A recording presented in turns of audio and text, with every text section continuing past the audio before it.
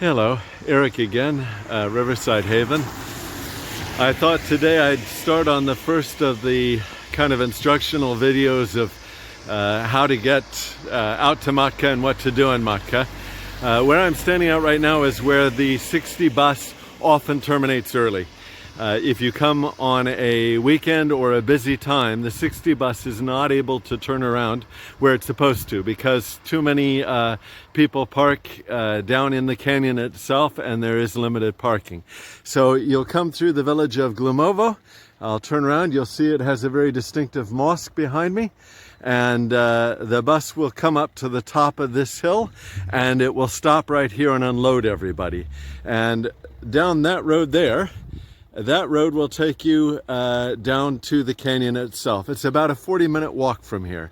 So I'll go ahead and shut off and hop back on in just a second to tell you a bit more. Well, you've heard me mention Riverside Haven several times. This is Riverside Haven. This is the first of our two venues. We of course offer tourist accommodation. We are using tourism to try to create jobs and to develop the area. Macedonia has a high level of unemployment and we want to be able to give people a hope and a future here within the country.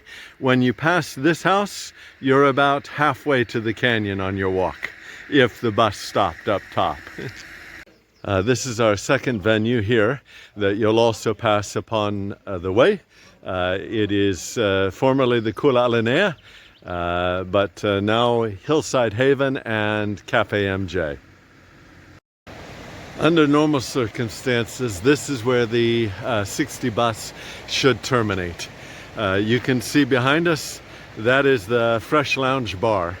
And that roadway up there, that's the road that you will follow right up to the canyon itself.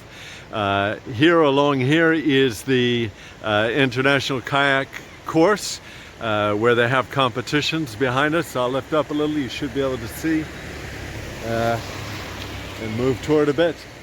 There we go.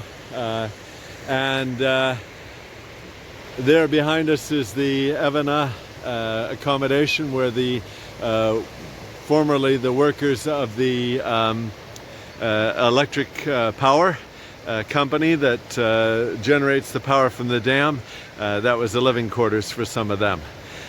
So this is where your walk will start. You'll just head from there up if you've been fortunate enough to have the 60 come here. Now if the 60 dropped you here and it's a busy day, it doesn't necessarily mean that it will pick you up here again. The odds are high if it's really busy and the 60 can't turn around, you'll have to walk back to that police station. Down that road, about 40 minutes walk. So hopefully you'll have been fortunate.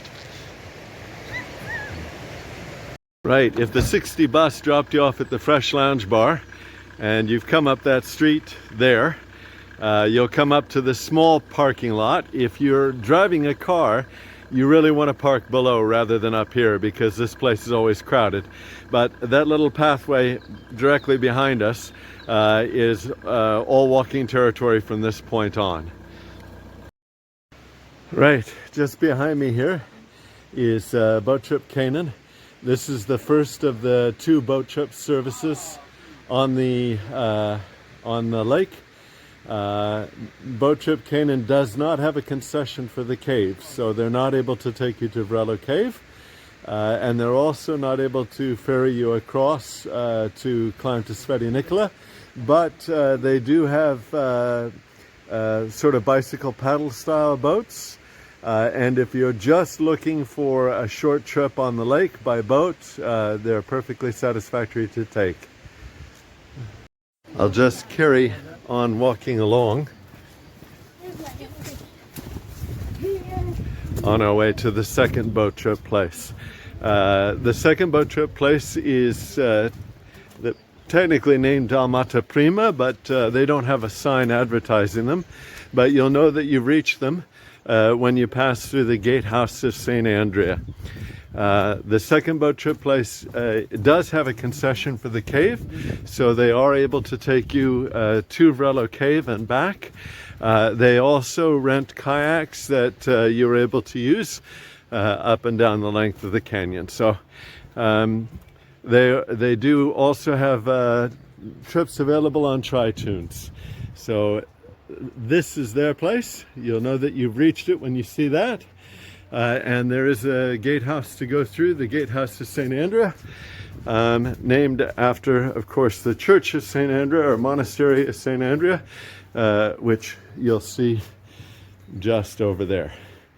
So the boat trip place, you'll come around to here, and there will be a price list. The guys who run the place are able to speak a number of different languages, so they'll be able to guide you and give you a great experience out here. All right, that's all that we have today on the canyon and the kayak trips on the canyon. In later videos, we'll talk about kayak trips down on the river, the rock climbing that's available on these cliffs, some of the historical sites that are about, etc., etc. Thank you very much for listening. We hope this has been helpful.